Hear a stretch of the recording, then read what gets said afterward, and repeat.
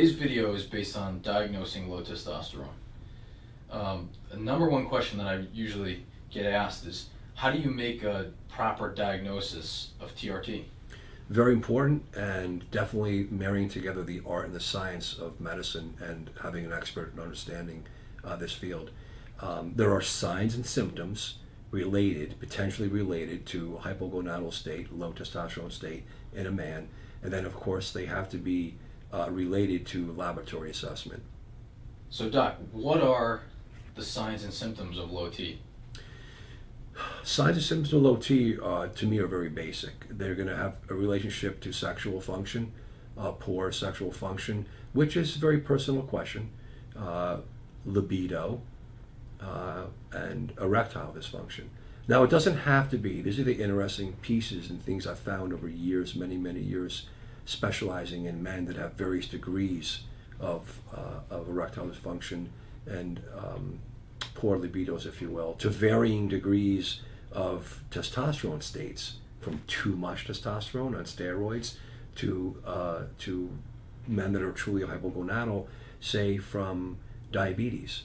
So it's a spectrum, you can imagine. And the signs and symptoms, in the end, to any expert, certainly will relate to a man who's personally coming to you in a very personal setting and talking about his sex life. Here's a perfect stranger talking to me or another physician about his sex life, basically right off the street.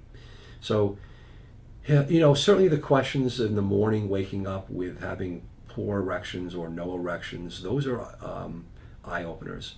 That's a very important question. In addition, it's going to be relative sexual drive, and it has to be teased out, though, Matt. It has to be teased out from other states of depression, other medical organic issues that could be going on, again, related to diabetes, organic metabolic states. Of course, men that are on androgens, as you know, that has to be looked at. Opioids, use of opioids, prescription opioids, corticosteroids, people that are on prednisone. I've seen a lot of patients have rheumatologic disease and they've been living on prednisone and they will have low T. But the opioids are incredible. I see tons of men coming in on opioids, chronic pain medicine, from doctors. And of course, some people use opioids on their own, and we don't discriminate on those people. We help them. But in the end, that does affect testosterone. And I think a lot of doctors they're not picking that up for some reason. Not sure why. What about, your average guy in a office building, maybe that works in insurance or other fields, that sit at a desk and go through their daily life, that maybe have low energy? Is that usually a symptom that you see? Certainly, again, in the diagnosis of low testosterone, it's malaise and fatigue, low energy, mood disorders itself may or may not be related. Again, the sexual issues are always there. So malaise, these are hard. You have to do a full physical history. You have to do a review of systems. You have to really, really talk to a patient and understand exactly what they have, to rule out why another medical condition that you could reverse that first before you end up saying that you have low testosterone, in addition to the laboratory assessment for low testosterone, which is a total and a free testosterone. A lot of doctors, expert doctors always know this, but I think a lot of great primary care doctors try to help people out and they run a total testosterone. It's not enough. You need to do a total and a free, and the lab values need to be married, integrated into an assessment with a man's signs and symptoms.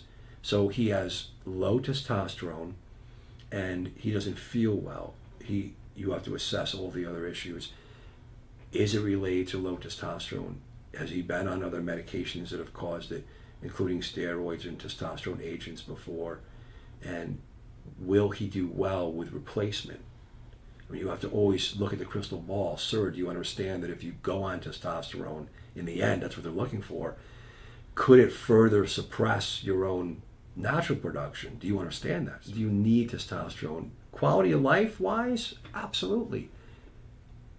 how much do you need? Not too much. You should always take the lowest amount possible, as I say, to get the job done with your brain for mood and libido.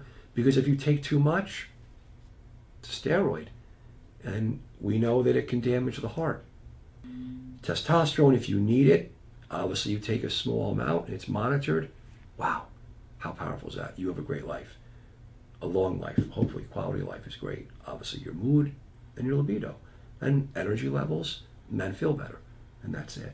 To their general practitioner's office and say, hey, I'm tired, I don't have the same sexual benefits I used to when I was 20, and they're 40. Why don't they diagnose low testosterone or further the process of that? First off, some do.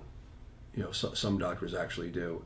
But they're just too busy, Matt. They're not designed.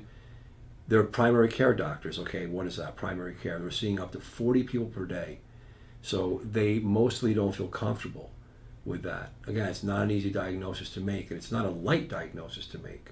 So they refer you to an endocrinologist or a urologist, or that's why I have a business. I'm an internist that does, I specialize in this. So they don't have the time. And say a man that's 40 that got pushed away from his general practitioner over an endocrinologist or other people in the field, what's usually the standard steps for them? So doctors, we're all working hard. Everyone is out there and being pushed for time, and that's a problem. And if a doctor doesn't feel comfortable with the diagnosis or the treatment of a patient for whatever particular medical issue, they push that patient away. Then a patient has to make a decision, either to not deal with it, unfortunately, or to go to get a second opinion and see another expert. In the field of diagnosing and managing low testosterone state, there's really only 3 doctors that are going to take part in this. Primary care doctors are probably the number one doctors that are still doing it in this country. Primary care and family doctors, GPs, endocrinologists, and urologists. Apart from that, you do have the anti-aging doctors, which you could see the video how I feel about that. And what I've done is, over the course of a decade, I realized as an internist GP, there was a need for me to be an internist and special focus only on men to diagnose and treat low testosterone states. Really as an expert, and to really only do that.